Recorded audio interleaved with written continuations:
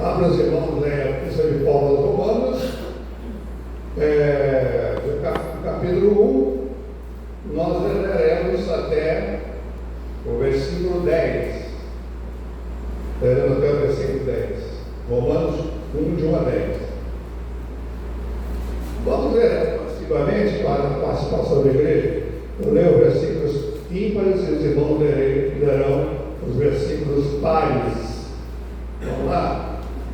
Paulo, servo de Jesus Cristo, chamado para ser apóstolo, separado para o Evangelho de Deus, o qual foi por Deus outrora prometido por intermédio de seus profetas nas Sagradas Escrituras, com respeito a seu filho, o qual, segundo a carne, veio da desobediência de Davi, e foi designado Filho de Deus com poder, segundo o Espírito de Santidade, pela ressurreição dos mortos, a saber, Jesus Cristo, nosso Senhor.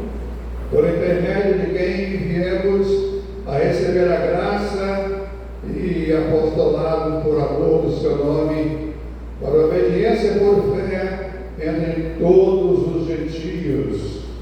De cujo sois também vós, chamados para ser Jesus Cristo. A todos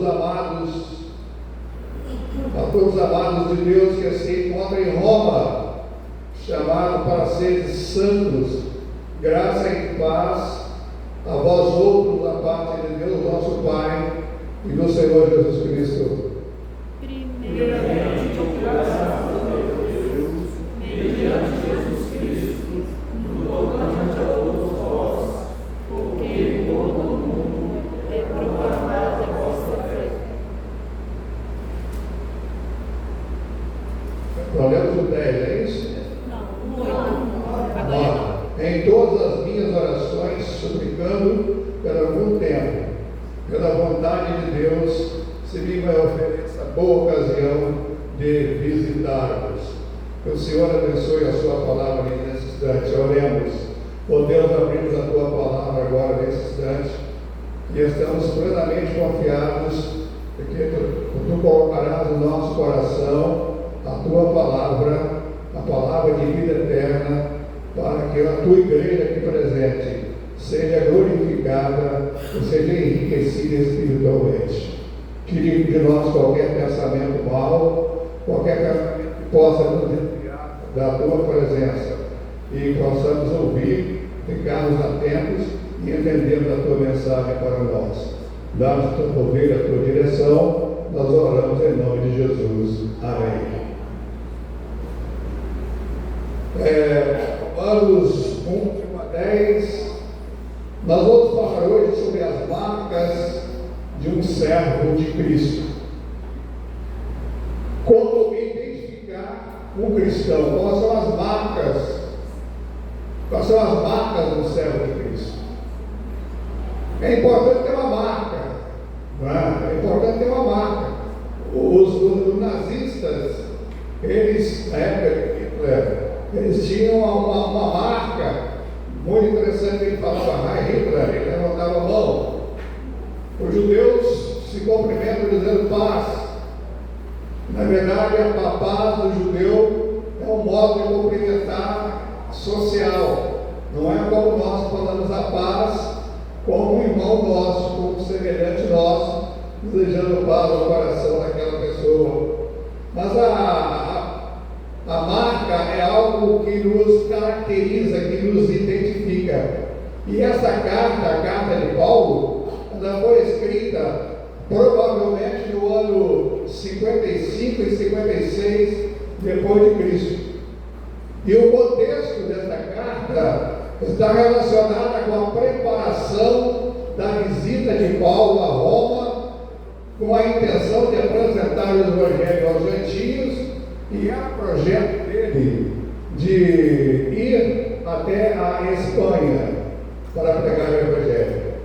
Essa carta, a carta aos Romanos, ela explora a salvação que é oferecida por meio do Evangelho de nosso Senhor Jesus Cristo, devido à aflição que o pecado provou toda a humanidade, porque todos pecaram, não há nem um justo sequer, não há quem faça o bem e que não peque. Somos pecadores por natureza, mas do outro lado somos salvos pela graça de nosso Senhor e Salvador Jesus Cristo.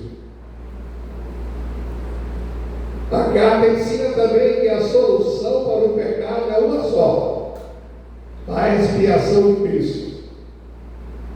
A expiação de Cristo foi a fórmula que Deus encontrou para tirar o pecado do mundo. Assim como por um homem, Adão, entrou o pecado no mundo, assim também, segundo Adão, Jesus, o pecado saiu do mundo. O pecado foi tirado do mundo. O pecado foi extirpado do mundo. Enfim, a expiação de Cristo nos dá certeza de vida eterna. A expiação é o sacrifício que Jesus faz para nos ajudar a vencer o pecado, ajudar-nos também a vencer a morte. O sacrifício expiatório de Jesus, que começou no Éden e encerra no Calvário, Jesus pagou um preço pelos nossos pecados. Ele tomou sobre si o pecado de toda a humanidade. Ele levou sobre si o pecado da humanidade.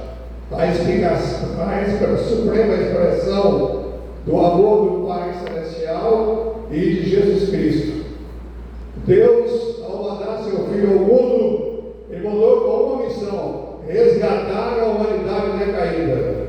E Jesus veio e com seu próprio sangue, Ele nos libertou das trevas para a maravilhosa luz de Cristo, de Deus.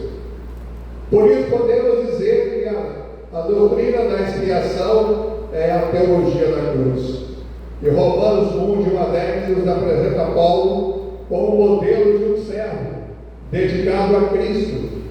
Ele nos revela 3 características fundamentais que devem estar presentes na vida de qualquer cristão. Essas 3 características são: identidade em Cristo, compromisso com o Evangelho e o amor pela igreja. Nós vamos dividir nossa meditação nesses 3 tópicos: identidade em Cristo, compromisso com o Evangelho e amor pela igreja. Vamos examinar cada um desses textos. O primeiro texto, a identidade do servo de Cristo. Está lá no versículo 1. Paulo, servo de Jesus Cristo, chamado para ser apóstolo, separado para o Evangelho de Deus. Paulo começa sua carta indicando a sua identidade, a sua identificação como servo de Cristo. Naquela época na Palestina, quem era servo era um cargo humilde. O servo é alguém que servia o seu senhor e às vezes era humilhado, e às vezes essa pessoa, esse servo, ele sofria até castigos físicos. Lá na Palestina naquela época, e principalmente em Roma, que era a capital do império, o servo era aquele que passava as maiores dificuldades, as maiores agruras, as maiores dores, as maiores perseguições. E aqui Paulo fala que ele tem a sua identidade como servo de Cristo. Só que aqui muda tudo. Ser servo de Cristo é ser portador do amor. Ser servo de Cristo é ser portador de misericórdia. Ser servo de Cristo é ser portador de boas novas. Ser servo de Cristo é ser portador de amor no coração e ter compaixão no coração. E Paulo reconhece isso. E ele reconhece que a sua vida, Paulo reconhece que a sua vida vida pertence a quem? Ao Senhor, que eu fui chamado, que o chamou para anunciar o Evangelho. Isso nos lembra, meus irmãos, que a nossa identidade não está naquilo que possuímos, mas naquilo que somos em Cristo. Muitas pessoas pensam que ele ter dinheiro, ter sabedoria, ter bens materiais, ter riqueza, isso não adianta absolutamente nada diante de Deus. Olhe bem a parábola do rico e Lázaro. O rico possuía muitas coisas, mas tinha soberba. E Lázaro era humilde. E Lázaro foi para o céu não por ser pobre e humilde, mas ele foi para o céu porque era livre de coração. Enquanto o rico foi para o Hades, para o inferno, por ser realmente egoísta. A nossa identidade está com Cristo. A nossa identidade, nós nos identificamos com Cristo. Quando nós somos exigidos numa repartição pública, num banco qualquer, no cartório, onde quer que chegamos, pergunta a sua identidade. Qual é a sua identidade? Aí nós pegamos a nossa identidade e agora a identidade mudou. Ela traz praticamente todos os documentos num só, que é a identidade, vai tipo de eleitor, certidão de casamento, CPF, essas coisas. Isso que faz com que nós nos identifiquemos quem somos, onde moramos, onde vivemos. A identidade nos faz com que nós mostremos quem somos nós e próximo de quem nós estamos. Todo cristão precisa entender que a sua identidade está no Senhor Jesus Cristo. E não em suas conquistas ou posições sociais, posições terrenas, materiais. Assim, como Paulo, devemos nós vermos como servos submissos e dedicados à vontade do Deus Pai. Tem uma história que eu gosto muito, uma história narrativa que eu gosto muito, do missionário David Livingstone. Já viu falar do David Livingstone? Ele nasceu na Escócia em 1813 e em sua vontade ele foi desafiado a empregar na África, largar toda a riqueza, formou em medicina e foi para a África ser missionário e médico.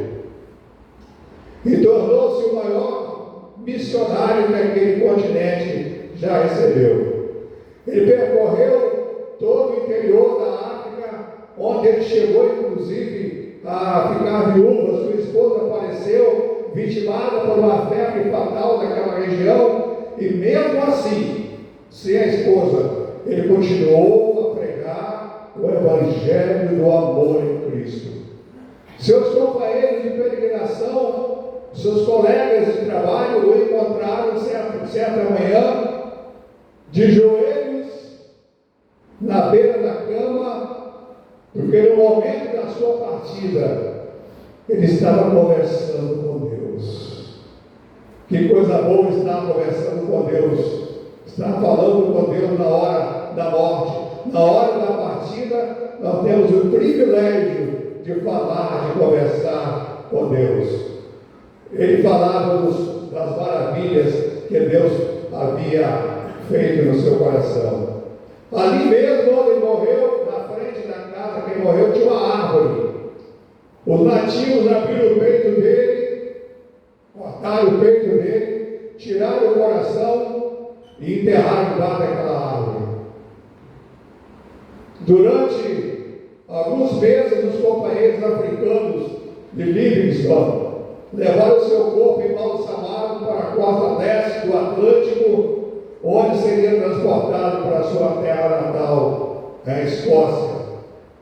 E na abadia de Westminster, onde ele foi sepultado entre os monumentos dos reis e de heróis da Inglaterra.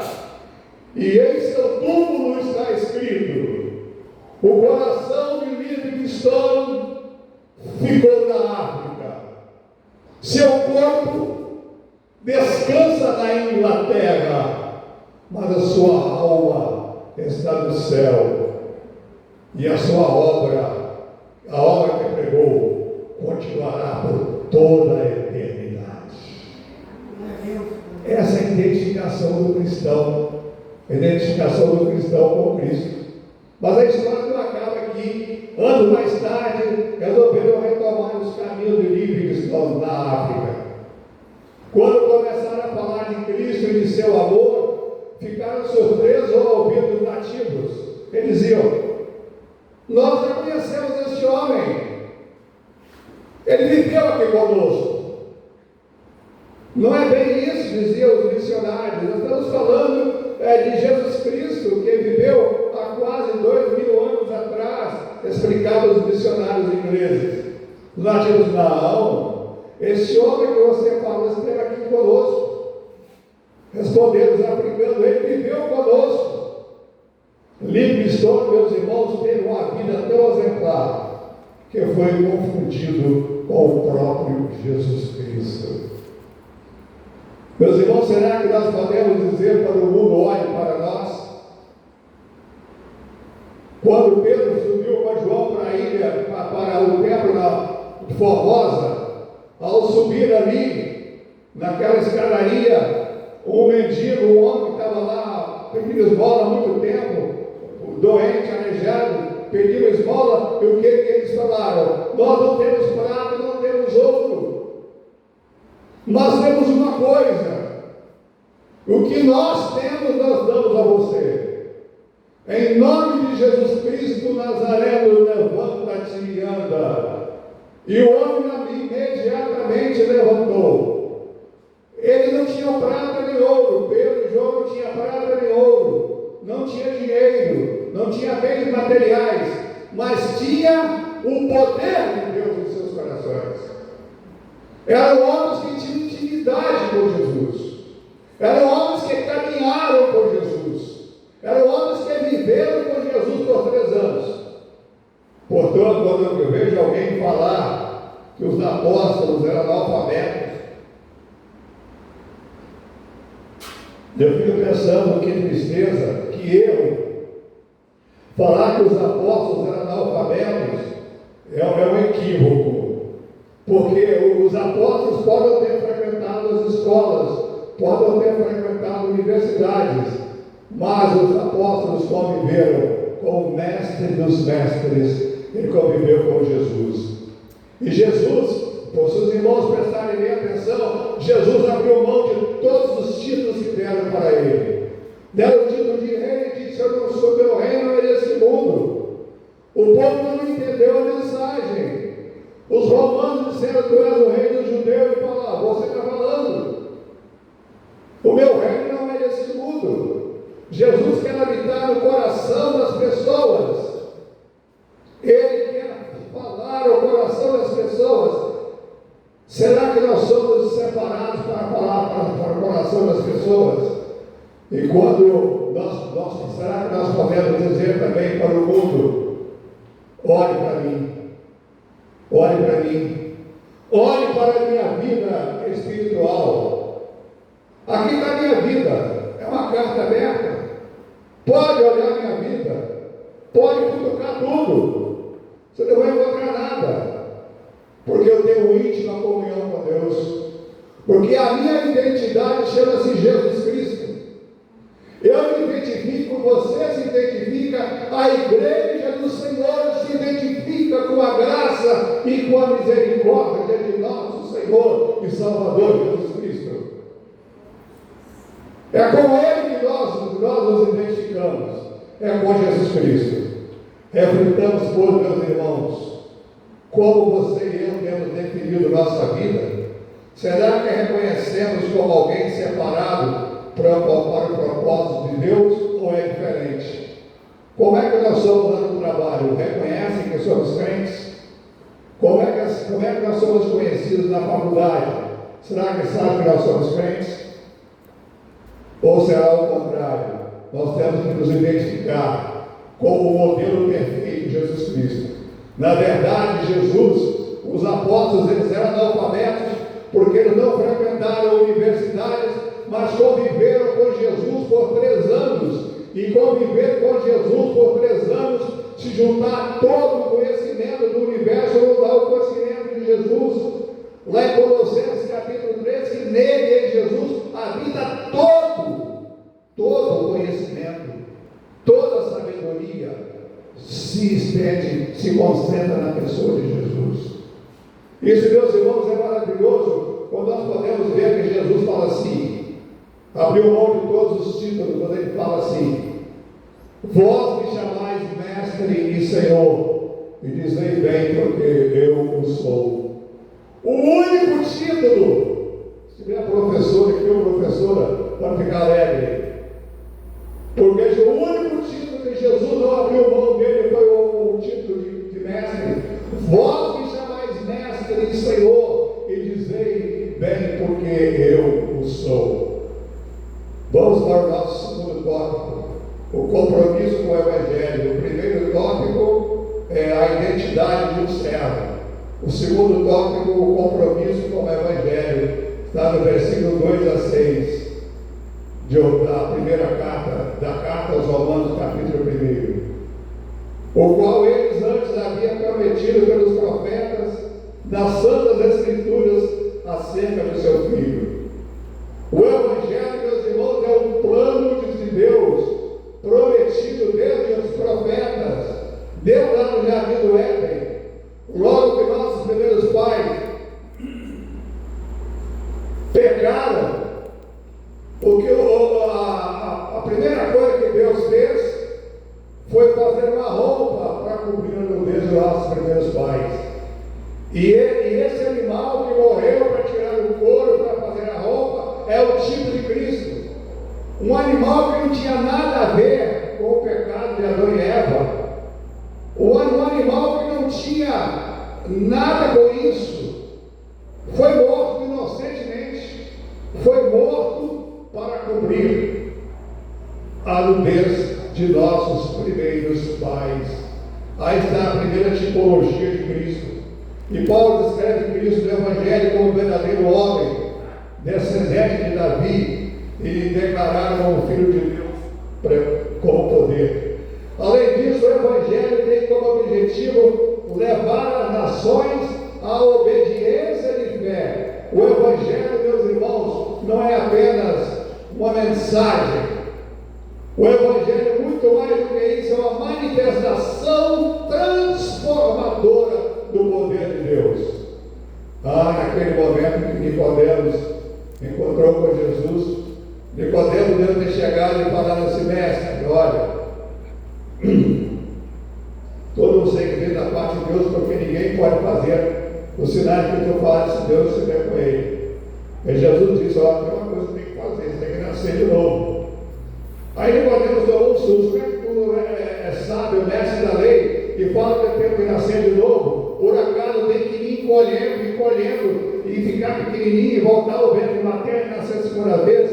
E Jesus foi então a dizer: aquele que não nascer da água e do Espírito não pode entrar no reino dos céus, porque aquele que nasceu da carne é carne, e o que é nascido do Espírito é Espírito. Por isso nos importa nascer de novo. É uma situação de alegria para aquele que aceita Jesus como seu Salvador. O Evangelho não é apenas uma mensagem.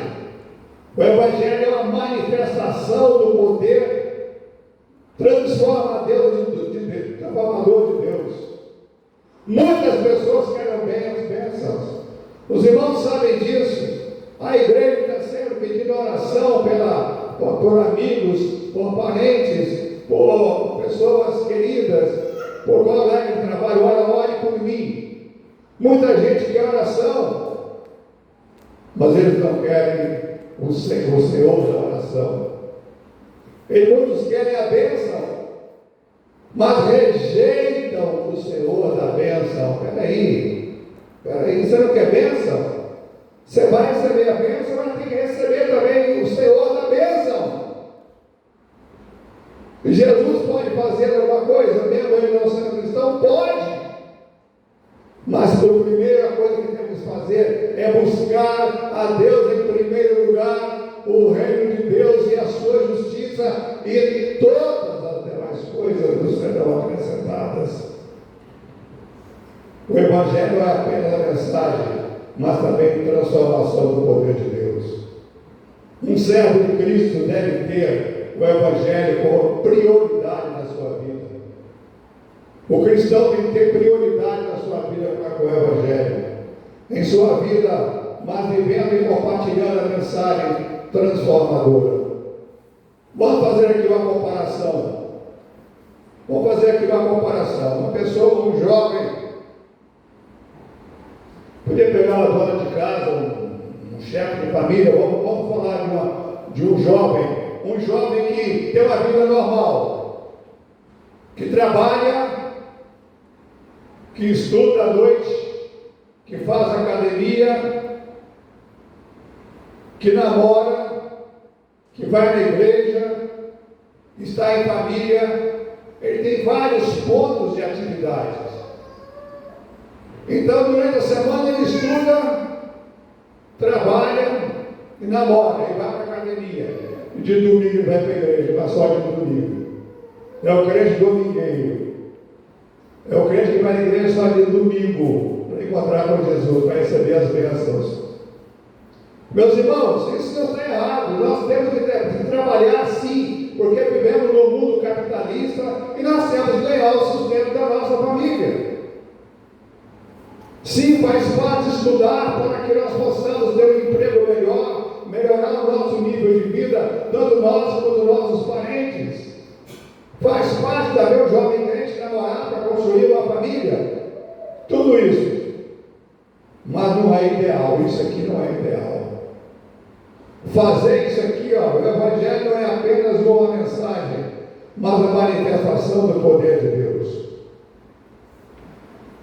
É uma mensagem transformadora, porque é a pessoa que tem trabalho, que tem escola, tem família, tem academia, namoro e tem igreja. Mas isso aqui não é ideal. O ideal é fazer, está lá em Filipenses 1:21. Porque para mim, pode falar, para mim o viver é Cristo. Pode falar, para mim o viver é Cristo e morrer. Para mim o viver é Cristo, meus irmãos. Se eu estiver trabalhando, eu tenho que estar em sintonia com meu Deus, com meu Cristo. Eu tenho que estar com o meu Jesus no coração. Eu não posso deixar Jesus na igreja para encontrá-lo no domingo seguinte. Meus irmãos, se eu estou na academia malhando, que não é pecado isso, ter saúde, ou na minha caminhada, eu devo estar em sintonia com o meu Jesus, porque Ele dá a vida, Ele é o dono da vida. Tudo que nós vamos fazer, meus irmãos, no namoro, na igreja, na família, na academia, no trabalho, na escola, nós temos que fazer para a glória de Deus. É por isso que o apóstolo Paulo falou em Filipenses: para mim o viver é Cristo. Para mim o viver é Cristo. Tudo que nós fizermos, tudo que nós realizarmos, Jesus tem que estar no meio. E não colocar, chega em casa. Teve até uma história que o menino perguntou assim,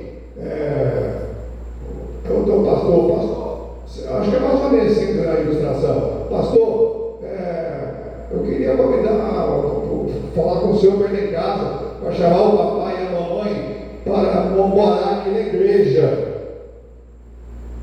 Mas morar aqui na igreja, por que seus pais deveriam morar na igreja? Porque quando chega aqui eles não brigam. Criança fala mesmo, cuidado, hein? Criança fala mesmo. Que aqueles não brigam, aqueles cantam, aqueles se abraçam, eles sorriem. E a nossa casa é uma briga, ela o dia inteiro, é uma bagunça total, ninguém entende nada, é uma baderna total, mas na igreja é diferente. Meus irmãos, está completamente equivocado.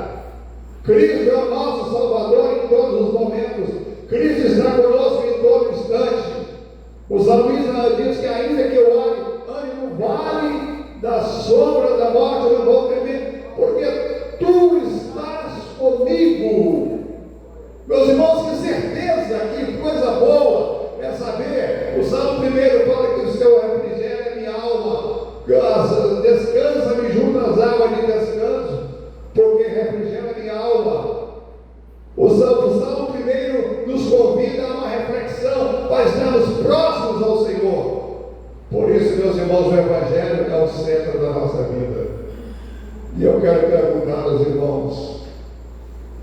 Eu não quero que os irmãos se sintam ofendidos do que eu vou falar aqui. Mas eu quero perguntar se a sua vida, as suas palavras refletem o poder transformador de Jesus. Lá na rua, quando não tem ninguém vendo, dentro do campo da filosofia, tem o que é ética e o que é moral. Muita gente confunde ética com moral. Meus tempos de professor de filosofia na universidade, eu tinha vários alunos: professor, qual é a diferença de ética e de moral? Ética é aquilo que você faz quando a pessoa está todo mundo vendo. Ética é aquilo que você faz quando está todo mundo vendo. E moral é aquilo que você faz quando ninguém está vendo. O negócio quando nós estamos andando de carro com o filho e o pai está falando: filho, você não deve colar na escola, porque colar é errado, porque colar você não vai aprender convenientemente. Filho, não cole na escola. Aí ele vai, avança o sinal com o carro. Pai, o sinal estava fechado. Não tem problema, não tinha carro nenhum. Olha bem o exemplo que ele está dando. Manda o filho ser honesto, diga para o filho ser correto, ensina boas maneiras do filho, mas por um sinal. Sonegue imposto de renda, é mal para a mulher, briga com a família, é perverso com os filhos. Meus irmãos, nós temos que pensar um pouquinho nas nossas vidas. O efeito transformador que Jesus nos dá quando entra no nosso coração. Nós somos uma nova criatura, nascida da água e do Espírito. Vamos para o nosso último tópico: o amor e a intercessão pela igreja. Está no versículo 7 a 10.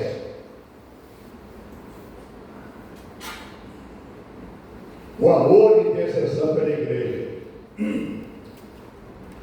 A todos que estão em Roma, amados de Deus, chamados para serem santos, dou graças ao meu Deus por todos vós, porque sem cessar faço menção de vós sempre em minhas orações. Se os irmãos soubessem os efeitos da oração, como é importante, li agora recentemente um artigo científico de um médico que não é cristão, falando do poder da oração que ativa uma parte do cérebro e que ativa essa parte, você fortalece a pessoa, cria uma expectativa na pessoa e a coisa acaba acontecendo. O médico não crente. Paulo demonstra um profundo amor pelos cristãos de Roma. Sem ter ido lá, Paulo já mostra, ele os chama de amados de Deus, e é chamado para serem santos. Amados de Deus e chamados para serem santos, destacando a identidade deles como um povo escolhido. Além disso, Paulo constantemente ora para eles, mostrando que o amor pela igreja é a expressão da intercessão e desejo da edificação máxima. Meus irmãos, orar pela igreja, eu fico muito triste quando chega um irmão: aqui não acontece isso não, tenho certeza absoluta. Aqui não acontece isso, nem vai vir a Velha na série. Chegar um visitante a sentar no banco da igreja, assistir o culto e ir embora, ninguém nem falar uma boa noite para ele. Não, aqui não tem disso não. Misericórdia, não existe isso. Se tem um visitante, ele é apresentado, ele é abraçado, ele é recebido com carinho, ele é recebido com amor, ele é recebido com ternura. Por quê? Porque ele é um visitante e que ele é importante, ele é uma visita, ele é amado também por Deus, seja ele ímpio ou não seja, Deus ama, Deus amou o mundo todo, então essas pessoas estão incluídas. A atitude de Paulo nos inspira a valorizar a comunhão e interceder pelos irmãos de fé. Interceder pelos irmãos de fé. Nós temos lá na sede, os irmãos sabem disso, o culto de oração, uma reunião de oração toda terça-feira às 8 horas. Eu vou confessar uma coisa para os irmãos que eu nunca falei para ninguém. Eu nunca falei o que eu vou falar aqui agora. Nunca disse isso. Mais de ano frequentando esse culto lá, às terças-feiras. É um dos cultos mais abençoados que eu participo. Essa reunião de terça-feira lá na igreja. A gente reúne, canta bastante, canta muitos hinos. Normalmente o pastor Caminosa leva o violão dele e a gente pega a carona, toca um pouquinho, ele toca um pouco. Depois nos namoramos, tomamos um café junto. E depois do café a gente faz a oração. Quando tem pouca gente, a gente ora junto. Quando tem muita gente, divide os grupos para orar. É uma reunião extraordinária. É uma reunião, meus irmãos, que nós sentimos que há a presença de Deus ali. A gente olha para o rosto do irmão e vê a figura de Cristo. A imagem de Jesus estampada, a paz interior, a tranquilidade, o amor, a alegria, o perdão. Meus irmãos, as atitudes fora dos Espíritos a valorizar a comunhão. Estamos em comunhão uns com os outros. Estamos em comunhão com o nosso próximo, com o nosso semelhante. Estamos em comunhão com o nosso vizinho, com o nosso amigo. Quanta gente na igreja precisa de oração. Quanta gente vai para a igreja precisando de oração e o irmão não tem tempo para dar. Se termina o culto, vai embora. Não conversa com o irmão. Não dá espaço para dialogar com o irmão. Abra o seu coração, converse com o irmão. Dialogue com o irmão, se abra com ele, diz: eu vou interceder por você, eu vou orar por você, eu vou estar junto, estarei orando por você. Isso é importante, meus irmãos, porque nos faz crescer na fé. É a comunhão da igreja. Lá em Atos capítulo 1, eles tinham comunhão. Eles partiam pão de casa em casa, com alegria e singeleza de coração. E dia a dia o Senhor ia acrescentando aqueles que eram salvos. Havia comunhão, havia gratidão, havia troca de experiências, havia troca de vida. É uma maneira muito agradável de nós nos sentirmos quando nós temos comunhão com os irmãos. Infelizmente tem irmãos que não têm comunhão uns com os outros. O irmão fulano vai pregar, eu não vou na igreja hoje não. Hoje é o pastor Antonino. Não vou nada. Eu vou para outra igreja. Hoje a fulano vai pregar, não gosto da pregação dele. Não tem nada que gostar. Quem faz a obra é o Espírito Santo. Quem faz a obra é Deus. É o Senhor que diz. Um servo de Cristo, meus irmãos, valoriza a comunhão.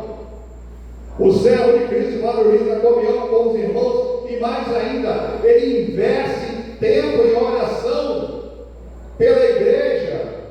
O amor e a intercessão são marcas. O amor e a intercessão são marcas de uma igreja madura. E se nós queremos crescer espiritualmente, temos que ter intercessão, interceder e amar os nossos co-irmãos da igreja. É amar o irmão como ele é. Sim, mas o irmão de tal, eu acho o irmão de tal, desculpa eu falar assim, mas tão antipático. Não deve que a gente falar assim. O irmão de tal é tão antipático. Mas o motivo de você se aproximar dele. Aproxima-se dele e conversa com ele. Eu gosto do presbítero de tal, ele é muito antipático. Mas ele é cristão, é teu irmão. E como é que vai ser lá no céu? E quando for todo mundo para a glória, e esse vai lá no céu, nas ruas de ouro, em companhia de anjos, em companhia dos que já partiram anjos, milhares e miríades, nós vamos falar: eu não gosto muito daquele irmão lá na terra, mas eu não vou continuar gostando aqui no céu. Não vou não. Não existe isso, meus irmãos. Nós vamos viajar para o céu numa viagem de ida só, não vamos voltar mais à terra como ensinam algumas religiões. E nós temos que estar preparados para amar o irmão como ele é. Se o irmão tem problemas pessoais, eu sei que tem, nós temos que suportar esses irmãos, às vezes um abraço, às vezes um carinho, às vezes ouvir, às vezes apenas sentar para ouvir uma pessoa conversar, dar tempo para ela.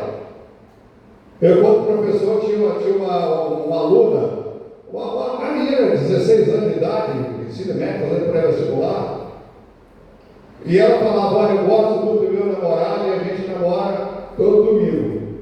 mas eu tenho um compromisso e não sei como é que isso aconteceu comigo. Todo domingo eu tenho que ir no asilo dos velhos visitar os velhinhos. Chuva ou sol, eu vou lá no asilo dos velhos, eu me assento, eu converso com ele, eu abraço, eu beijo, eu fico com ele, eu converso com ele, eu levo presentes, eu só me sinto feliz quando saio de lá. Uma menina de 16 anos. Porque, meus irmãos, a comunhão é algo importante no nosso coração. O amor e a intercessão são marcas de uma vida madura. Você já viu a história do passarinho?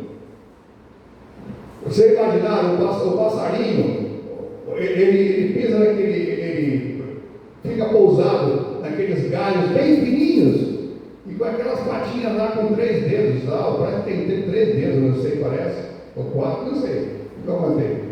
Você que ele garra ali, e o galho balança, ele não cai, mais ainda, ele dorme